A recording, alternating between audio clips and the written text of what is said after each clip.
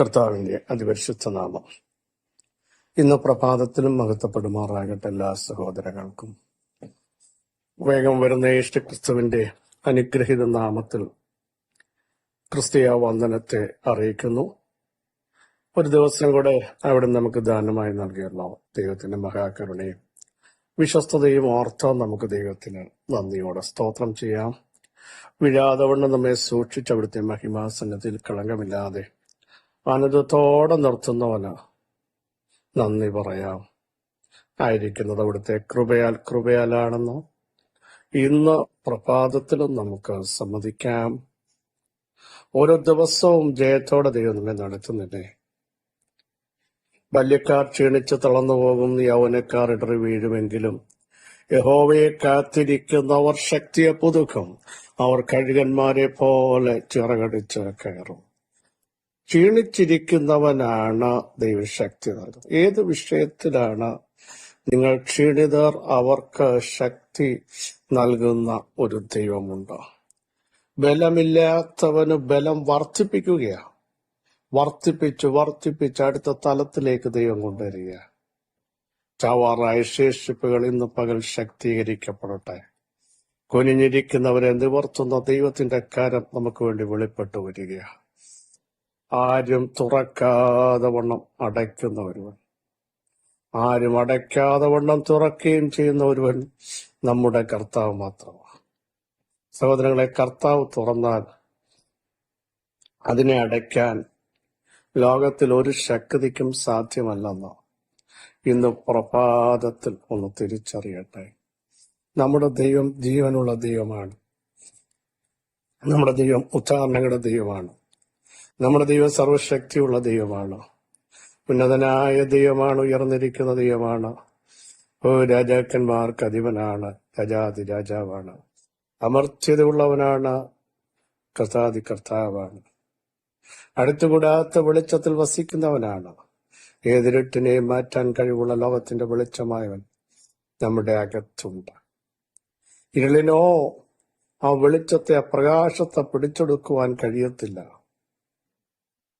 ഏതൊക്കെ അന്ധകാര മണ്ഡലങ്ങളുണ്ടെങ്കിലും നമ്മുടെ അകത്ത് വ്യാപരിക്കുന്ന ദിവ്യ വെളിച്ചം അതിനെല്ലാം തകർത്തെറിയുന്നതാണ്. നന്ദി നിറഞ്ഞ ഹൃദയത്തോടെ നമുക്ക് ദൈവത്തിന് സ്തോത്രം ചെയ്യാം.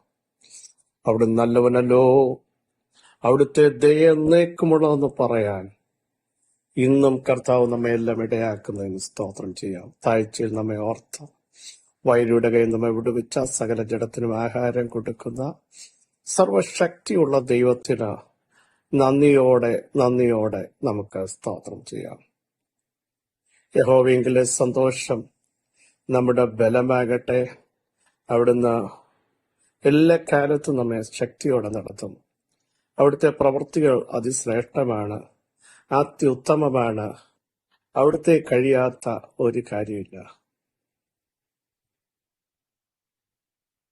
സഹോദരന്മാരെ, നമുക്ക് കഴിയാത്തത് എന്റെ ദൈവത്തിന് കഴിയുമെന്ന് വിശ്വസിച്ചുകൊണ്ട് നമുക്ക് ദൈവത്തിന് സ്തോത്രം ചെയ്യാം.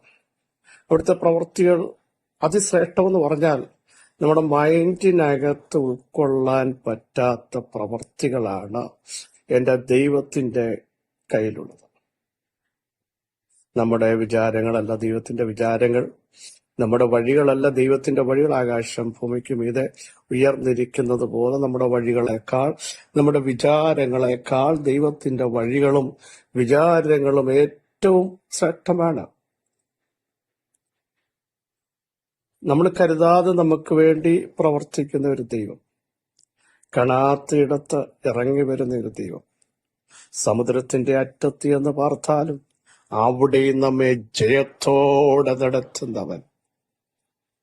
ആവർത്തിച്ചു പറയുന്നു, ഞാൻ യഹോവയിങ്കലേക്ക് നോക്കും, എന്റെ രക്ഷയുടെ ദൈവത്തിനായി കാത്തിരിക്കും. യഹോവയായ കർത്താവിന്റെ പ്രാർത്ഥന കേൾക്കും. ഞാൻ വീണു എങ്കിലും വീണ്ടും എഴുന്നേൽക്കും. ഇരുട്ടത്തിരുന്നാലും യഹോവ എന്റെ വെളിച്ചത്തിലേക്കും. എന്റെ ശത്രുവായവളോ എന്നെ ചൊല്ലി സന്തോഷിപ്പാൻ ഇടയാക്കത്തില്ല. എന്റെ ശത്രു അത് കാണുമെന്ന് അവിടെ എഴുതിയിട്ടുണ്ട്. എഴുന്നേൽക്കത്തില്ലെന്ന് പറയുന്ന വ്യക്തികൾ കാണുക. ദുഷ്ടൻ അത് കണ്ട് വ്യസനിക്കും, അവൻ പല്ലുകടിച്ചുരുകിപ്പോകും. ദുഷ്ടന്റെ ചില ആശകളെയൊക്കെ തമ്പുരാൻ ഇന്നു പകലിലും തകിടം മറിക്കാൻ പോകുകയെ. യഹോവയെ ഭയപ്പെട്ട് അവന്റെ കൽപ്പന ഏറ്റവും ഇഷ്ടപ്പെടുന്ന മനുഷ്യൻ ഭാഗ്യവാനാണ്. അവന്റെ സന്തതിയെ ദൈവം ബലപ്പെടുത്തി നേരുള്ളവരുടെ തലമുറയെ അനുഗ്രഹിച്ച് അവരെ ശ്രേഷ്ഠകരമായി നടത്തുന്ന ദുഷ്ടശക്തികൾ കാണും. അല്പസമയത്തെ ചിന്തയ്ക്കായിട്ട് മത്തായി സുവിശേഷം 18-ാം അധ്യായം അതിന്റെ 27-ാമത് വാക്യം വളരെ സുപരിതമാണല്ലോ. എങ്കിലും നാം അവർക്ക് ഇടർച്ച വരുത്താതിരിക്കേണ്ടതിന് നീ കടലിലേക്ക് ചെന്ന് ചൂണ്ടലിട്ട് ആദ്യം കിട്ടുന്ന മീനിനെ എടുക്കുക. അതിന്റെ വായ് തുറക്കുമ്പോൾ 4 ദ്രഹ്മയുടെ ഒരു നാണയം കാണും. അതെടുത്ത് എനിക്കും നിനക്കും വേണ്ടി കൊടുക്കുക എന്ന് പറഞ്ഞു.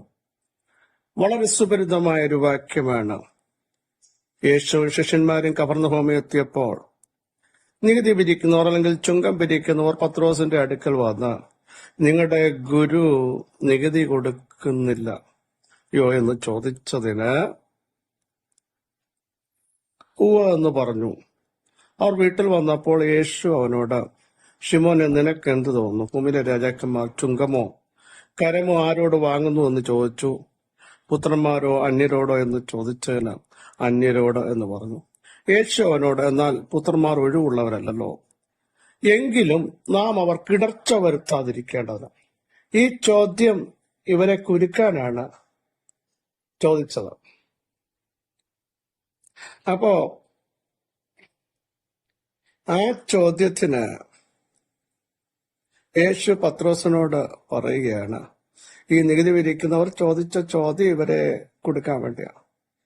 അവർക്ക് നമ്മൾ ഇടർച്ച വരുത്താതിരിക്കേണ്ടതിന് നീ കടലിലേക്ക് ചെന്ന് ചൂണ്ടയിട്ട് ആദ്യം കിട്ടുന്ന മീന്റെ വായിൽ തുറക്കുമ്പോൾ എനിക്കും നിനക്കും കൊടുക്കേണ്ടത്. അതിന്റെ അർത്ഥം ആ മീന്റെ വായിൽ കരുതിയിട്ടുണ്ട്. പത്രോസ് പുറപ്പെട്ടു, ചൂണ്ടയിട്ടു.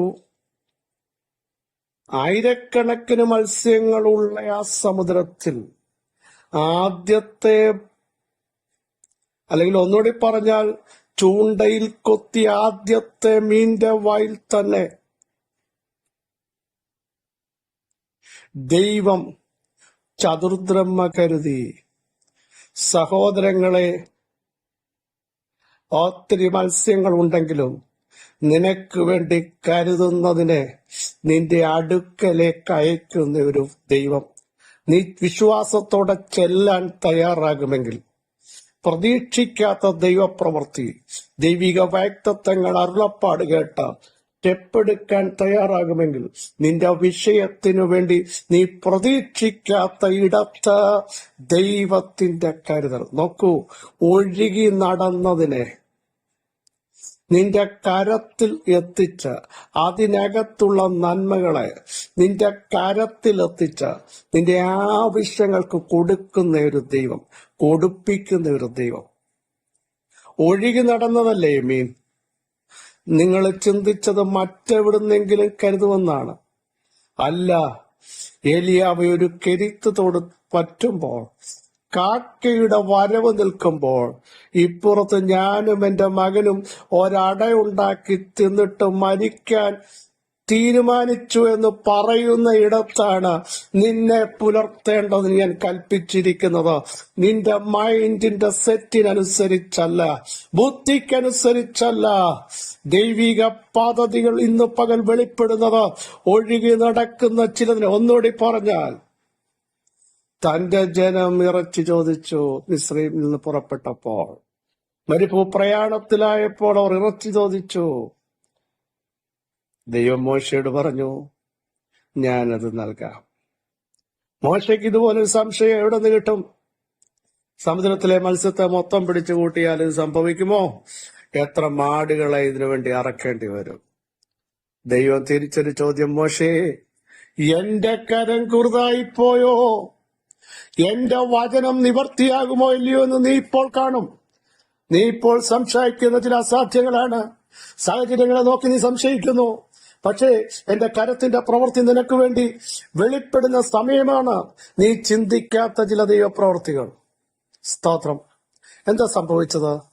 സമുദ്രത്തിന്റെ അടിത്തട്ടിൽ കിടക്കുന്ന ലിവ്യാതാന്മാരുടെ തലകളെ തകർത്തുകൊണ്ട് അതിന് ചിറക് പിടിപ്പിച്ച് കാടപ്പക്ഷിയാക്കി തന്റെ ജനം ഇരിക്കുന്നിടത്തേക്ക് പറപ്പിച്ചു കൊടുത്തില്ലേ? അതിന്റെ അർത്ഥം അടിത്തട്ടിൽ കിടന്നതിനെ, നീന്തിക്കൊണ്ടിരുന്നതിനെ പറപ്പിച്ച് നിന്റെ പ്രാർത്ഥനാ റൂമിൽ നീ പ്രതീക്ഷിക്കാത്ത തലത്തിൽ ശ്രേഷ്ഠകരമായി നിന്നെ നടത്താൻ കഴിവുള്ള ഒരു ദൈവമാ നീ സേവിക്കുന്ന ദൈവം. ഇന്ന് വിഷമിക്കുന്ന ചില വിഷയത്തിൽ എവിടെ പ്രവൃത്തി ഉണ്ടാകുമെന്ന് നീ ചിന്തിക്കുന്നിടത്ത്, ആര് കരുതുമെന്ന് നീ ഭാരപ്പെടുന്ന ഇടത്ത്, എങ്ങനെ അത് ഫേസ് ചെയ്യുമെന്ന് ചിന്തിക്കുന്ന ഇടത്ത് മുൻപോട്ട് സ്റ്റെപ്പ് എടുക്കൂ. നീ മൂവ് ചെയ്യാൻ തയ്യാറാകൂ. നീ ചിന്തിക്കാത്ത ചില ദൈവപ്രവർത്തികൾ, നീ കാണാത്ത ചില ദൈവപ്രവർത്തികൾ, നീ അറിയാത്ത ദൈവപ്രവർത്തികൾ, ഇതുവരെ കാണാത്തത് വിശ്വസിക്കുന്നവർക്ക് വേണ്ടി വെളിപ്പെടുത്താൻ ദൈവത്തിന് ഇന്ന് പകൽ പദ്ധതിയുണ്ടെന്ന് ദൈവാത്മാവ് വിളിച്ചു പറയുമ്പോൾ വിശ്വസിക്കുക.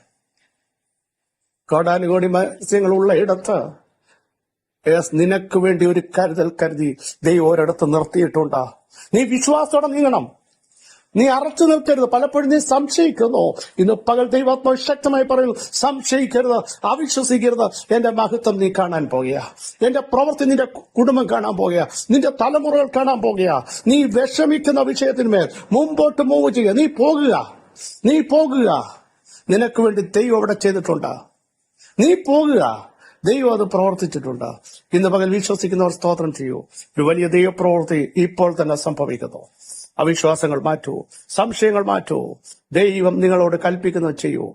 അവൻ കൽപ്പിച്ചതുപോലെ ചെയ്തു. പത്രോസിനോട് പറഞ്ഞില്ലേ, ഗെനസരത്ത് തടാകത്തിൽ വെച്ച് ആഴത്തിലേക്ക് നീക്കി മീൻപിടുത്തത്തിന് വലയിറക്കുക. പത്രോസ് അസാധ്യം പറഞ്ഞു. എങ്കിലും നാഥ അങ്ങയുടെ വാക്കിന് വലയിറക്കാമെന്ന് പറഞ്ഞപ്പോൾ അസാധ്യം ഇന്നലെ പരാജയപ്പെട്ട ഇടത്ത്, ഇന്നലെ തകർക്കപ്പെട്ട ഇടത്ത്, ഇന്നലെ ശൂന്യമാക്കപ്പെട്ട ഇടത്ത്, ഇന്നലെ എന്ന് നീ പറഞ്ഞ ഇടത്ത് ഇതാ ഒരു ദൈവപ്രവൃത്തി. മുമ്പോട്ട് പോവുക. ദൈവത്തിന്റെ വാക്കുകൾക്ക് ചെവിറ്റായിക്കുക. വൻ കാര്യങ്ങൾ പ്രതീക്ഷിക്കൂ. പിതാവേ, ഈ വചനത്തിന്റെ ശക്തി ഇന്ന് പകൽ ജനത്തിന്റെ മേൽ, അഭിഷക്തന്മാരുടെ മേൽ, അവർ വിഷയങ്ങളുടെ മേൽ വെളിപ്പെടുത്തി സ്വർഗമാദരിക്കും, അവരുടെ മഹത്വം മറക്കും, സാധ്യങ്ങൾ സാധ്യമാക്കും. യേശുവിൻ നാമം തന്നെ ആമേൻ. ആമേൻ. ക്രിസ്തുവിൽ വത്സല സഹോദരങ്ങളെ, ധൈര്യത്തോടെ മുമ്പോട്ട് പോകൂ. നമ്മുടെ ദൈവം അത്ഭുതങ്ങളുടെ ദൈവം, നമ്മുടെ ദൈവം വിടുതലിന്റെ ദൈവം. ഈ വചനം സഹായിക്കട്ടെ. ക്രിസ്തു യേശുവിൽ നിങ്ങളുടെ സഹോദരൻ പസ്മിജുമത്ത്.